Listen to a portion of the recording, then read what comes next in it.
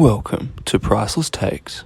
And we are live from Savannah, Georgia in the United States, taking Priceless Takes on the road. Welcome back, everyone, to episode 6 of Priceless Takes. Once again, I have the NFL guru, David Price, joining me. We have an action-packed show today. We're going to get to the best of the NFL, including Pricey's picks for Week 16, and we're going to finish the show with a bit of an NBA debate between two all-time greats. But before we get into that, David, how are you today? Do I look cold? You look fine. Well, it's cold here. It's about 44 degrees in Savannah, and I'm cold, which for the Aussies watching, it's 8 degrees. And I can't get warm, and I had jackets on and this and that. And I love America, but it's bloody cold. So can you heat up a little bit? Because I'm off to New York next. And after Pricey's picks last week, returning over 4,000% for the tips during the game and 400% for the tips pre-games.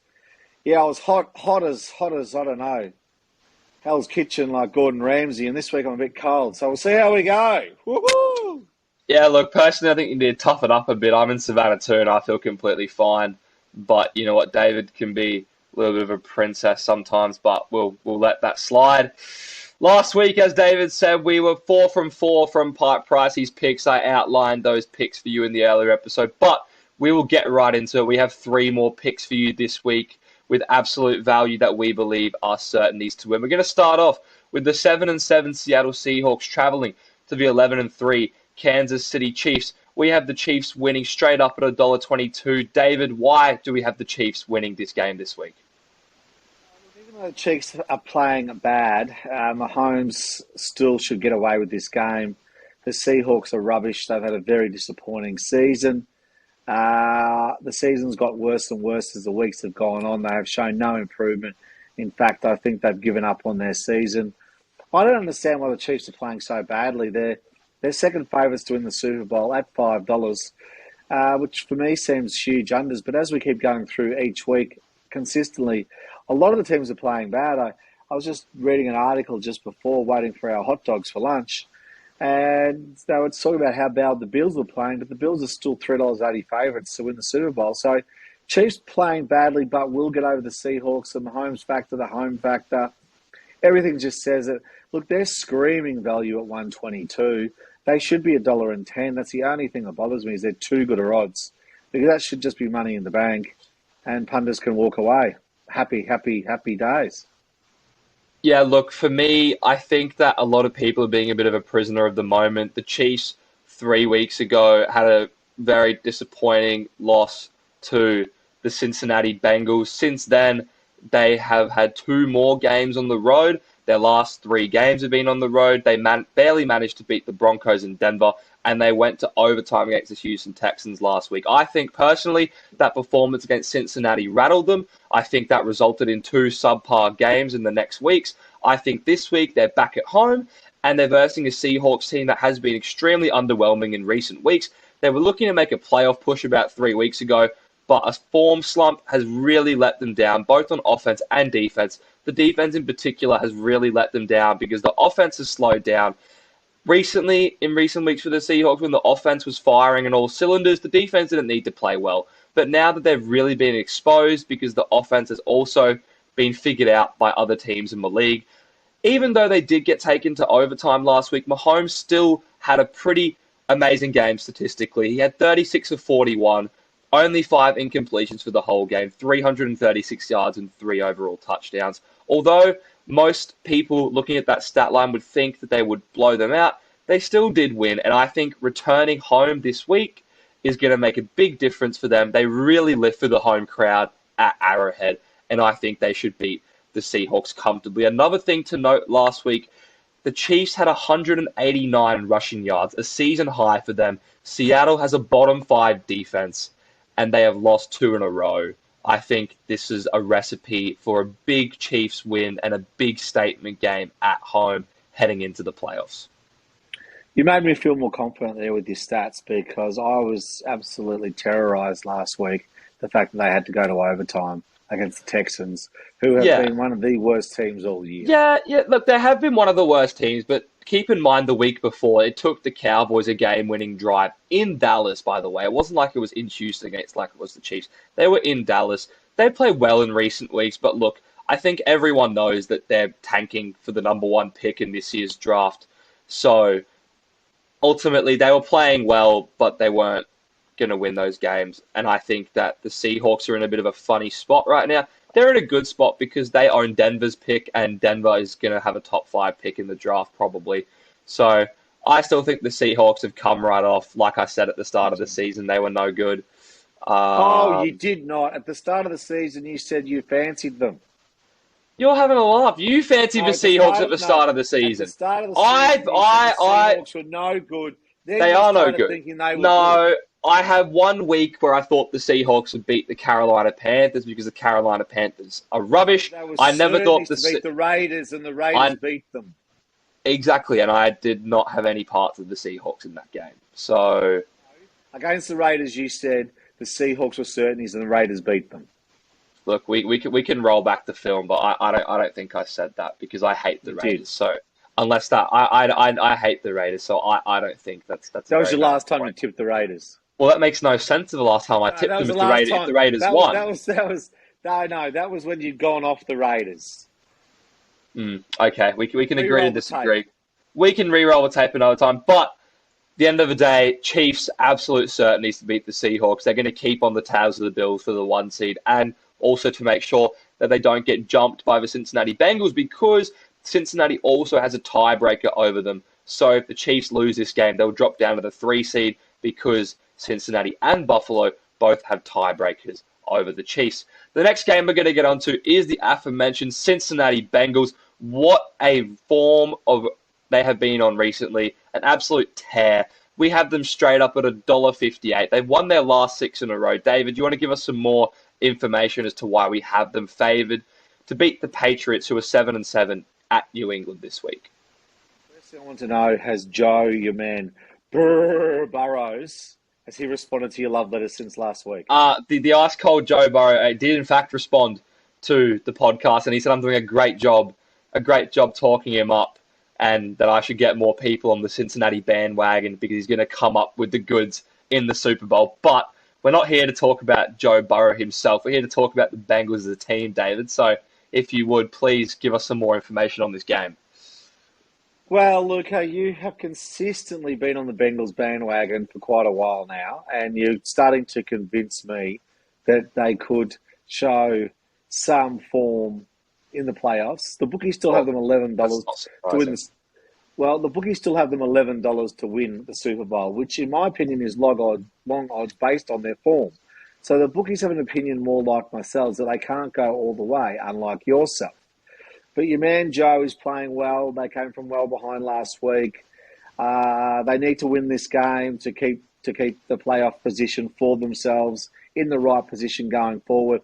I think $1.58 represents a fantastic value.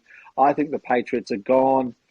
Belichick, who's been the coach of the decade and maybe this century, has come unstuck since our man Tom Brady has left. He hasn't been able to rebuild the team to what he thought he could. No one's doubted Belichick yet. That's what I'm amazed about. The press have not got onto his back. The press have given him a really, really free time and free run to rebuild the team, which he hasn't been able to do. The Patriots 7-7. Jones, not playing well. None of them are playing well. Look, I don't rate them whatsoever. And if your Bengals are the real deal, which you keep saying, I've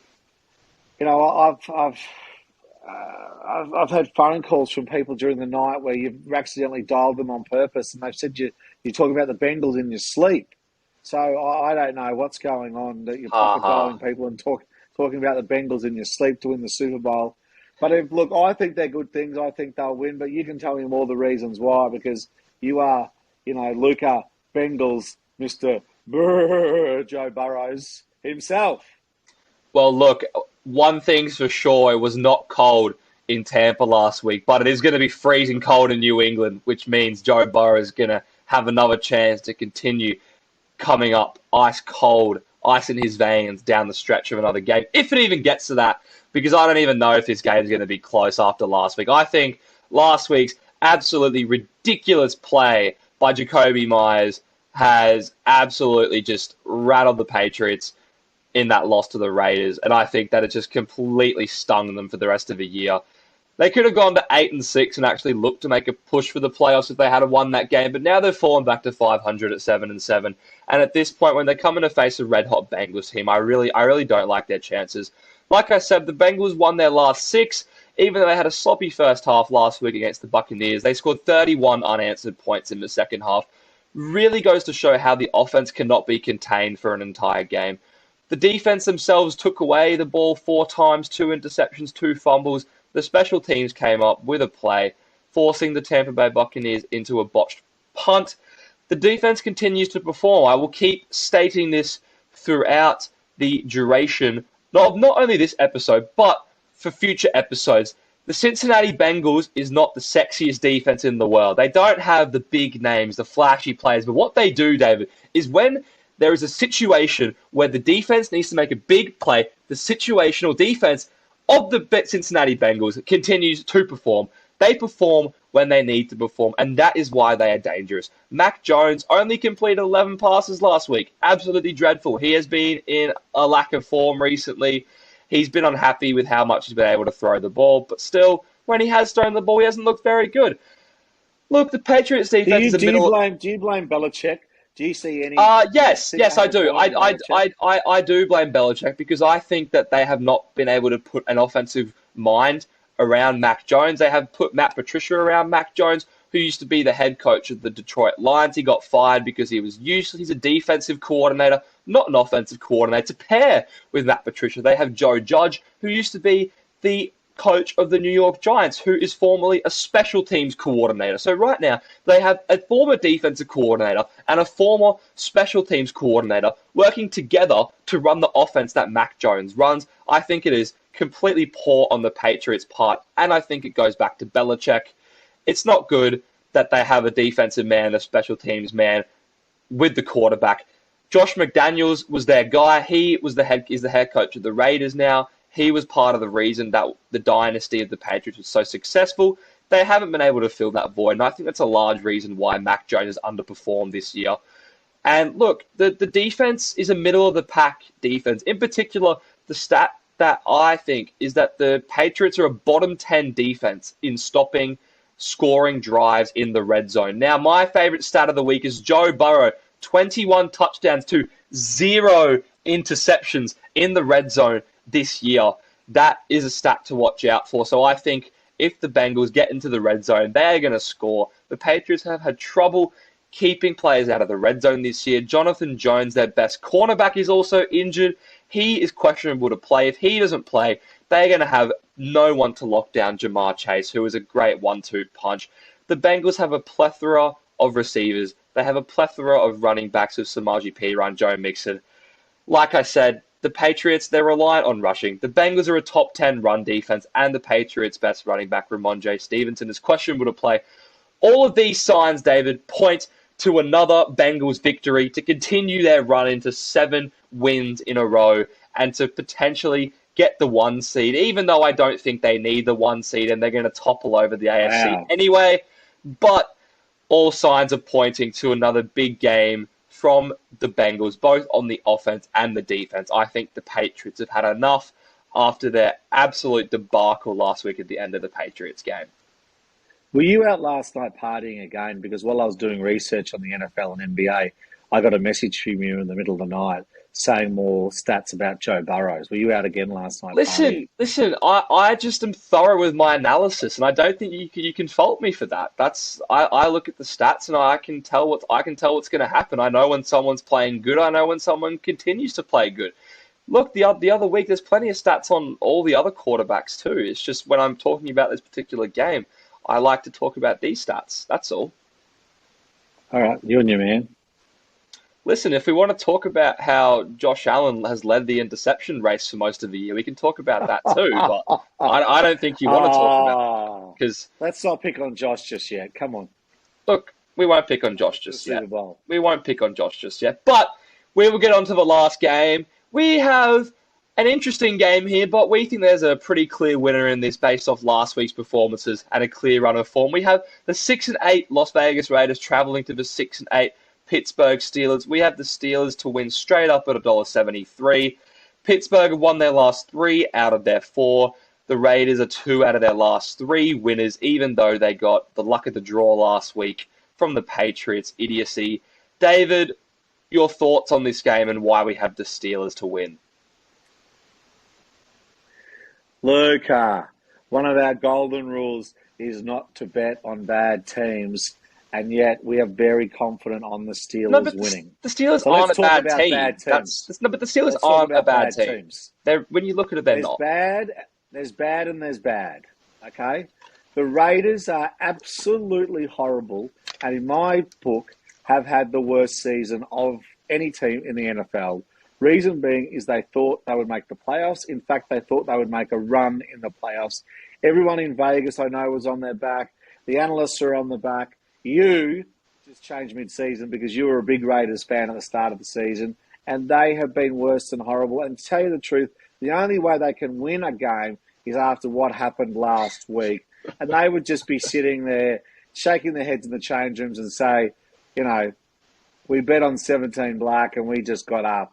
Or 15 red and we just got up, because that was a roulette spin and that was just ridiculously lucky. I just can't have any words for what happened last week. Now, the Steelers have performed better in the second half of the season. Big home ground advantage. It's going to be nice and cold. The Raiders are used to sipping pina coladas in the pool in Las Vegas. Even though it's a little bit cool there right at the moment, they're still very Las Vegas and they're very, party orientated, so the season says, hanging around with the girls in Vegas and riding around in the, cars with the tops off and thinking they're shit hot. They're not shit hot. In fact, they're shit. And you'll probably tell me off for saying those words on the podcast, but that's true. They are right. No good, the Raiders. They're no good, the Raiders, whatsoever.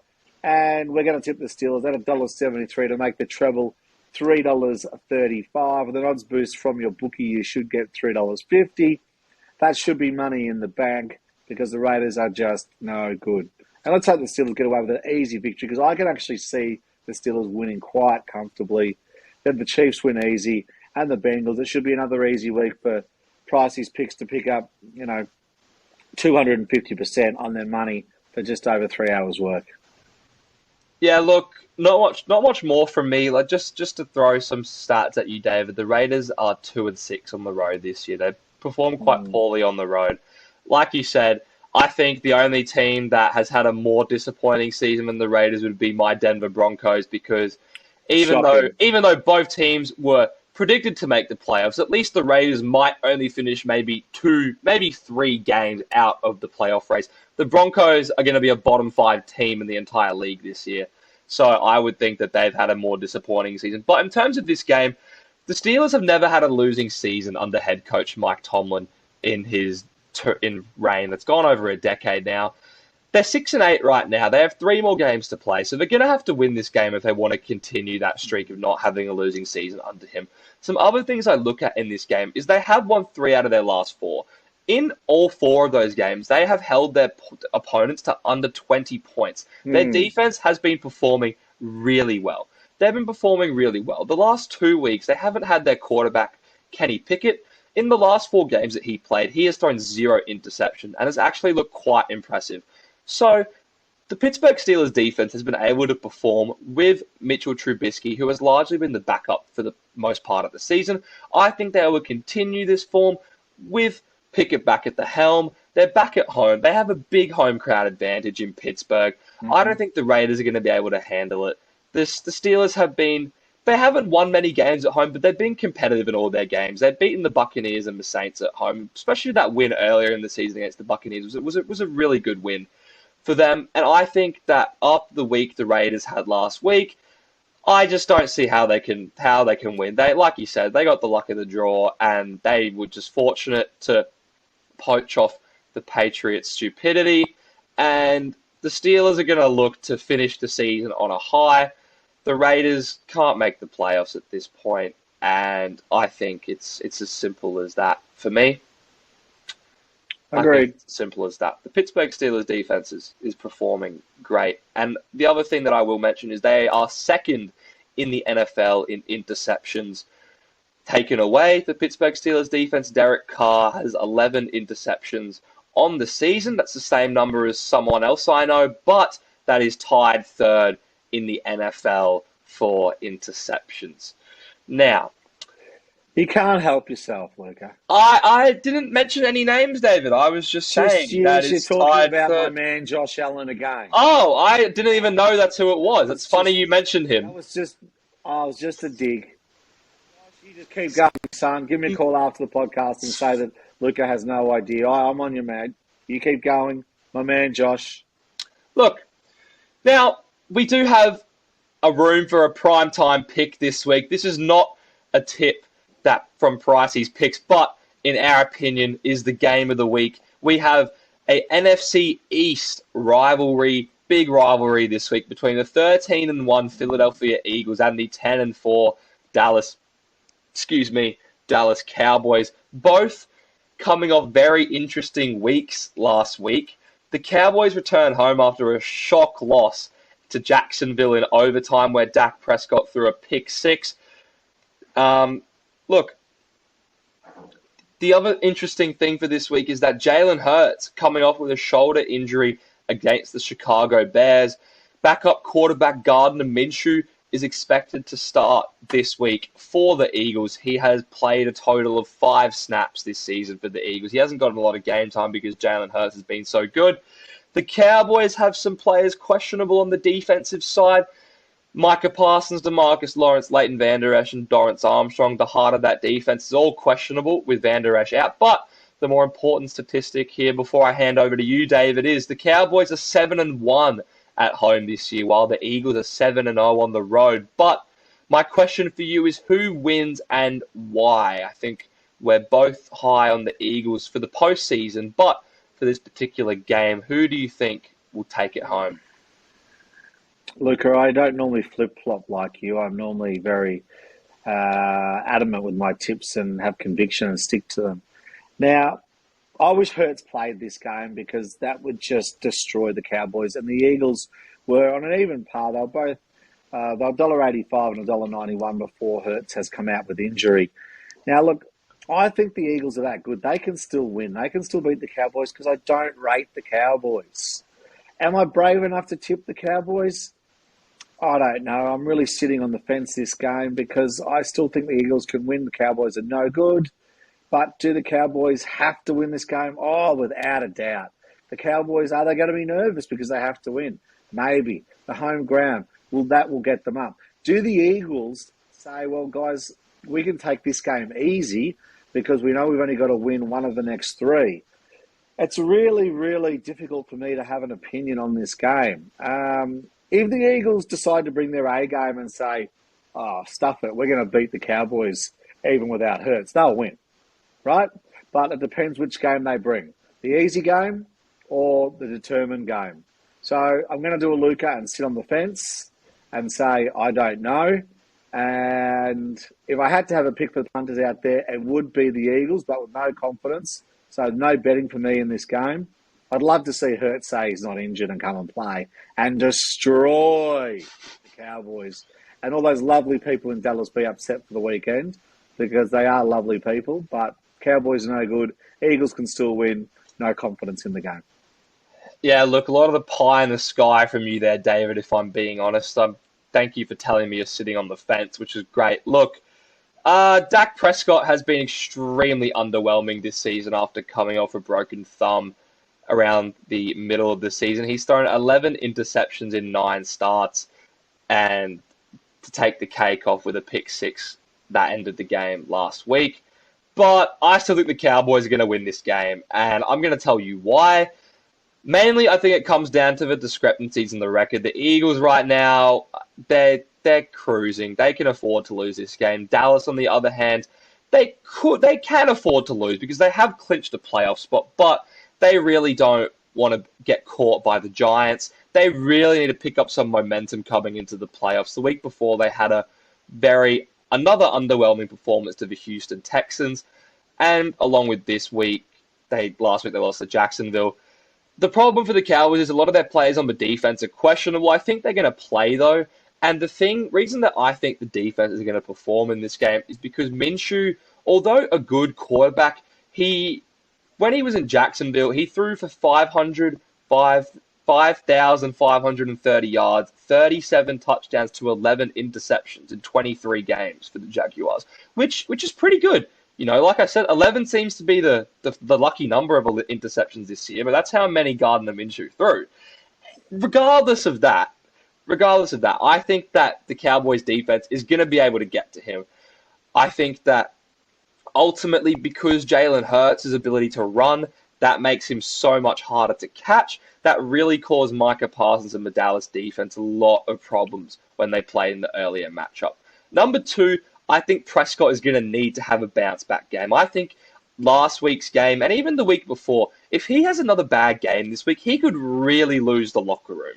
And when I mean really lose the locker room, I mean he could really lose the locker room if he has another stinker. I'll say this much: if Prescott has a stinker this week, they'll be looking to trade him next season. Well, look, the only problem-ish thing is when the backup quarterback Cooper Rush came in, he went 5-1 until losing to Philadelphia. So it'll be interesting to see what the reactions in the locker room and of the fan base is if Prescott has another stinker of a performance. And I don't think he will. I'm taking the Cowboys in this game. I think Prescott's going to rise above it, and I think he's going to silence the critics personally. I think he's going to have a big performance in this game, and I take the Cowboys to him. But more importantly, David, I want to hear from you. How does this injury to Jalen Hurts affect him for the MVP race this year? Yeah, I know. I've thought about it all week. So first, when I tipped Hurts for the MVP when Mahomes was favourite, Hurts then got into favourite. Now Mahomes is favourite again. That shows you how close it is for the MVP. If Hurts is only out for one game, I still believe he wins the MVP. But if that shoulder injury is more than what they're telling us and he's out for 2 or 3 games, then Mahomes becomes the favourite again, even though Mahomes is favourite now. It's a tricky one, Luca. It's a line baller. But let's hope Hurts is only out for 1 week. My reports from my scouts, and my sources are very reliable, says that the shoulder injury is not that bad. In fact, he could be playing, but they don't want to risk him, seeing they have their eyes on the Super Bowl and what they can achieve. So my mail is that he still wins the MVP, and it's only a 1 week injury, and it's very much a caution injury. Yeah, look, I agree with that. I think because the Minnesota Vikings dropped a game and the 49ers still sit at 10-4, I believe. The Eagles are 13-1. They have a 2-game cushion over the 1 seed. So even if they lose this game, they'll still hold on to the 1 seed. And I think that's very reliable from your sources. A much more reliable intel than Jimmy Garoppolo coming back, because I've just read this week that he's not coming back for the season. So I'm not sure where your sources were on that. I will get on the phone after this podcast and give Jimmy's team another call so I can report on that in our next podcast, because it's unusual that my mail is incorrect. You can do that. But look, I think personally, and this is unfair on Jalen Hurts, but I think if the Eagles manage to win this game, I think that a big reason people gave Jalen Hurts MVP over Mahomes is if the Eagles would be able to finish the season 16-1. If they drop this game, I think the record's going to have a part to play, because if the Chiefs win out, they'll only finish with 1 less loss than Philadelphia. And I think that if Philadelphia wins this game, their overall record is going to look a lot more favorable for Jalen Hurts. And I think that's incredibly unfair on Jalen Hurts, but I think that's what the voters are going to look for in overall record. And because Mahomes does have the better stats, he has the flashier stats, we can agree on that. But Hurts' rushing stats, along with the amount of interceptions he's thrown, which is less, and if the Eagles manage to finish 16-1, that would put him over the line. But I think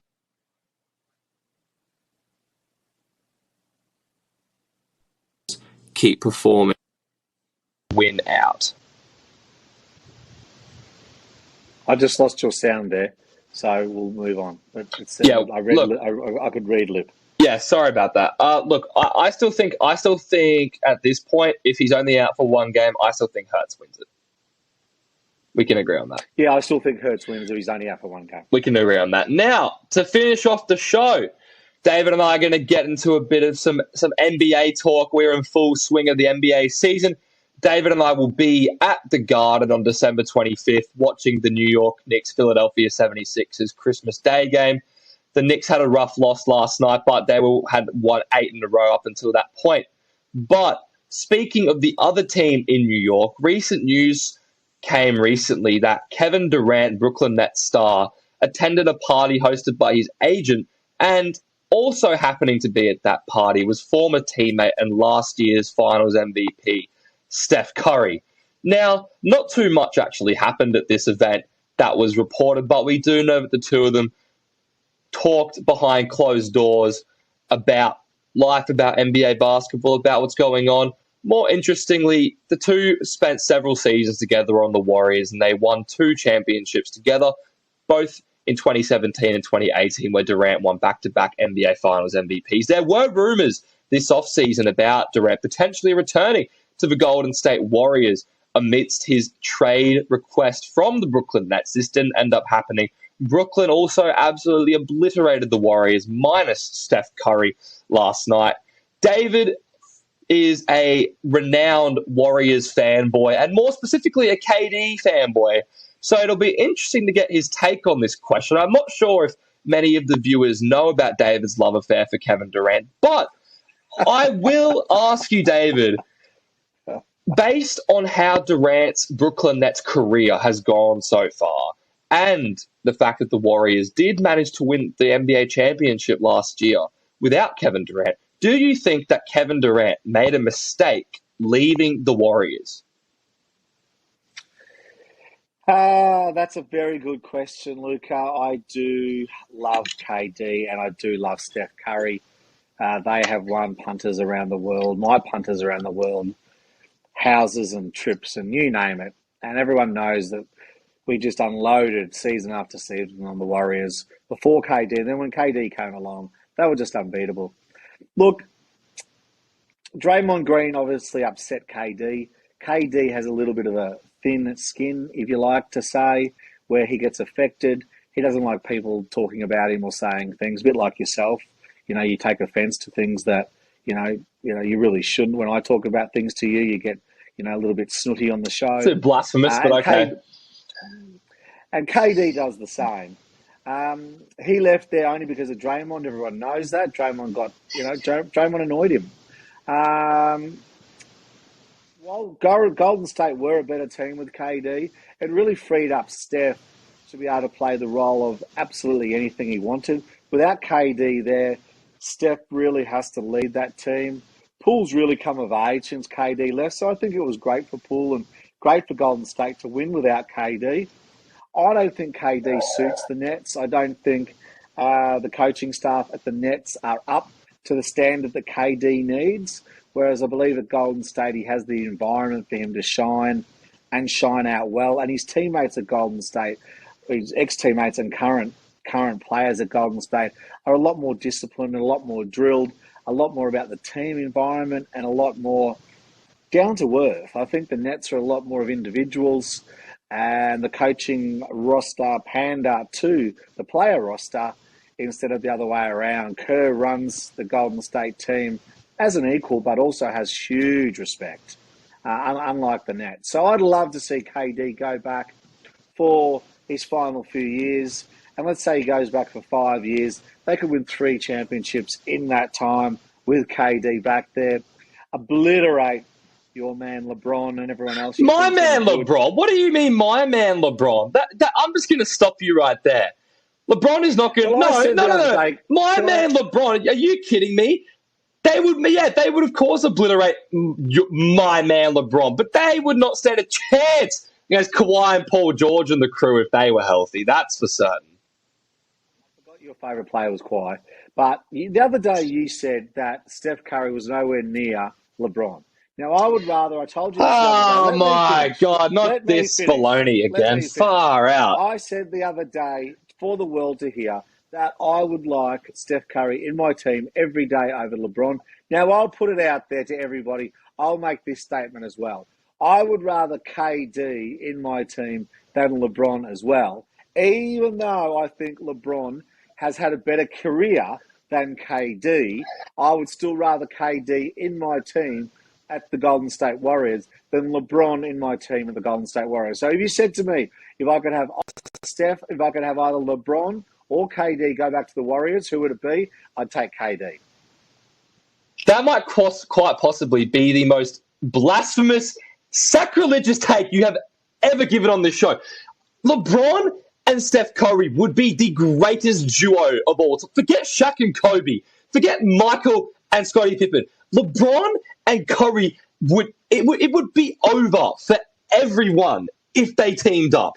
That is ridiculous. Could you imagine LeBron's passing ability, running the offense, and just being like, boop, boop? Steph would get the most amount of wide open threes he has ever gotten with LeBron James running the floor. Listen, the question I asked you wasn't about who would be a better fit on the Warriors, LeBron or KD. The question I asked you was, do you think KD made a mistake ever leaving the Warriors? In theory, the answer is no, because KD wanted to be his own man and win a championship in Brooklyn. However, in reality, that was one of the biggest mistakes he has ever made. He is not going to win a champion. No, let me finish now. I let you blabber all over the screen for a solid 3 minutes there, okay? So you're going to let me finish. Kevin Durant is not going to win a championship with the Brooklyn Nets. And you made the perfect point, which perfectly aligns with my point. He is the thinnest sin scoot superstar the NBA has ever seen, okay? He cannot be the main man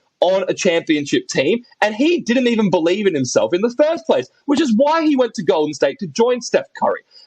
By being the best player on that team, he was the main man, but everyone knew in that team it was Steph's team, not Durant's team. And that was why he left to Brooklyn in the first place, because he wanted his own team.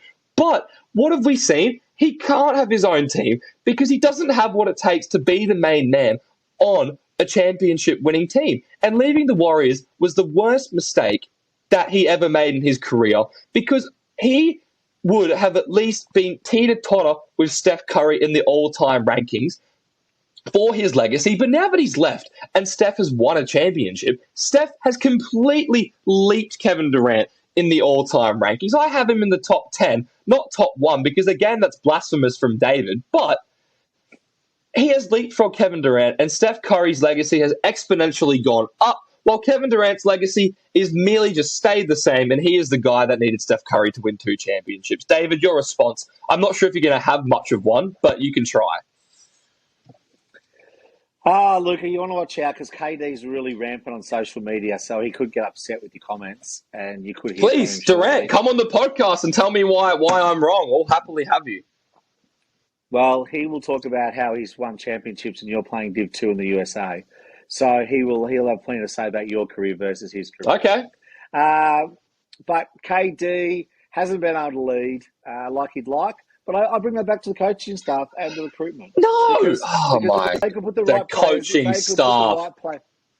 If they could put the right players around KD, then he could lead and win a championship. Okay, so Phony baloney. Phony baloney. The NBA. Jeez, you're fired the NBA is a players' league. Okay, it is a player-driven league. The coaches can only do so much. At the end of the day, the team that wins the championship 9 times out of 10 has the best player in the world on that team. We saw it last year. Last year, Steph was the best player in the world. Okay, the year before. Well, can you agree now? You just said that. You just said how many championships Steph's won and how good he is. Can you agree now that Steph's better than LeBron? No, I'm saying that at the time. Last year, sure, Steph was the best player in the world and he proved that. The year before, Giannis was the best player in the world and he proved that. But how about LeBron going to 9 straight finals and doing that? LeBron's career has completely outlasted Steph Curry's. And you can't even, it's not even close. It's not even close. The NBA's best player most of the time is on a year-to-year basis. It's not always the player that wins the championship. LeBron lost every single time LeBron played in the NBA Finals. He was the best player on the court. Every single time. Except for 2011. And that is the only time he has not been the best player on an NBA Finals court. Every single other NBA Finals series, he has been the best player on the court, except for 2011. What's the difference between LeBron and KD? Because LeBron went to the Lakers, and he was going to be LeBron, the man, building championships. The Lakers were 33 and 49 when LeBron went there. They didn't even make the playoffs the year before, and Durant went to the Warriors, who were 73 and 9. It's completely different. And Durant took Kyrie Irving to Brooklyn with him. Who did LeBron get? LeBron had a young Lonzo Ball, a young Brandon Ingram, a young... He wanted. No, he wanted AD. He wanted AD. And when he got him, he won a championship. What did Durant do once he got Kyrie? Nothing. Zero. What's he got? Doesn't even have a conference finals appearance to show for it. Yeah, look, Kyrie's not my favourite player, so he's... Sorry, LeBron won a championship. LeBron won with him. Why can't KD? Kyrie's got a little bit older. Look, so what? And he's got too opinionated, and he's too busy partying. It's just more phony baloney from you. I can't believe you blaming. You. Kevin Durant needs some accountability on him. It's not Kyrie Irving's fault. It's Kevin Durant's fault, okay? He shouldn't have left the Warriors. It's completely tarnished his legacy. And now he's never going to be viewed as Steph Curry, even though, in my opinion, he should be. If he has the talent to be the greatest NBA player of all time, but mentally he does not have what it takes, and that has severely affected his legacy because he's soft. He can't be the main man on the championship team, and we've seen that. He's not soft. He's a champion. He is soft. He's as soft. He's as soft as a thick skin. Have you got any other? No, listen. You're the one who talked about rubbish when you thought that the duo of Kevin Durant and Steph Curry is better than LeBron and Steph Curry. Kevin Durant and Steph Curry, before we leave and finish the show, they weren't even a duo. They were two great players playing on the same team. I don't consider them a duo. I consider Steph Curry and Klay Thompson a duo because they feed off each other. Kevin Durant and Steph Curry were two great players playing on the same team. Their stats combined together technically makes them a duo, but they did not play like a duo normally does. LeBron and Steph Curry... Now you're talking phony. Oh, my God. That season, and you were still in high school while I watched those games, and they were a duo, and Klay joined in, and they were a super team. One of the greatest teams of we can agree on that. And I would have liked to have seen them play Jordan. We can agree on that. But look, LeBron and Steph would be the best duo of NBA. Of all time, without a doubt. Look, ladies and gentlemen, we will end the show on there. I don't want David to spew any more baloney over the screen like he did in that take, but we will see you again after the NFL action over this weekend. David and I will be live from the Big Apple in New York City. We will also give you our thoughts on the Christmas Day game we attend, and there will be plenty more Pricey's picks to come from the NFL. But, David, even though that rather disappointing was my apologies. That take was rather disappointing. It was still good to have you on the show, and I will see you early next week. Bye, Luca.